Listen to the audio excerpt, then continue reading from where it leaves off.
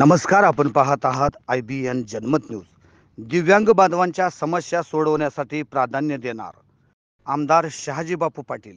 सांगोला तहसील कार्यालयात दिव्यांग बांधवांची बैठक संपन्न। बुधवार दिनांक 2 ऑक्टोबर रोजी प्रहार दिव्यांग क्रांती आंदोलन संघटनेने विविध मागण्यासाठी धरणे आंदोलन केले होते।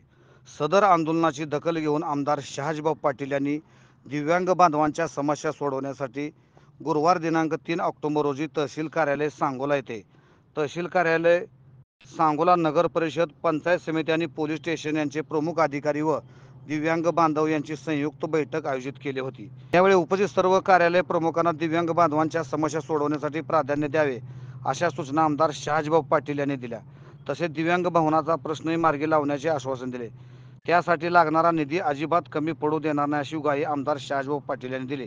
प्रहार दिव्यांग क्रांतीचे तालुकाध्यक्ष सतीश देळवाग यांनी दिव्यांग बांधवांना स्वतंत्र शिधापत्रिका, ग्रामपंचायतीने 5% निधी खर्च करावा आणि इतर समस्या सांगितल्या। त्यावर आमदार शहाजीबापू पाटील यांनी संबंधित अधिकारी यांना दिव्यांग बांधवांच्या कोणत्याही प्रकारच्या अडचणी असल्यास त्या प्राधान्याने सोडवाव्यात अशा सूचना दिल्या।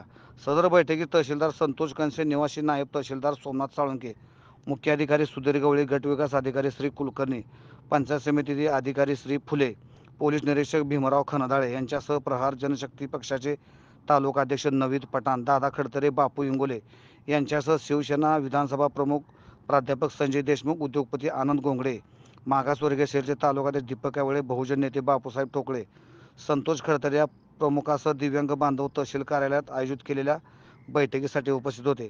उपस्थित दिव्यांग बांधवांचे प्रश्न तातडीने सोडवण्यात येणार असल्याने दिव्यांग बांधवांकडून शहाजीबापू पाटील यांचे आभार व्यक्त करण्यात आले।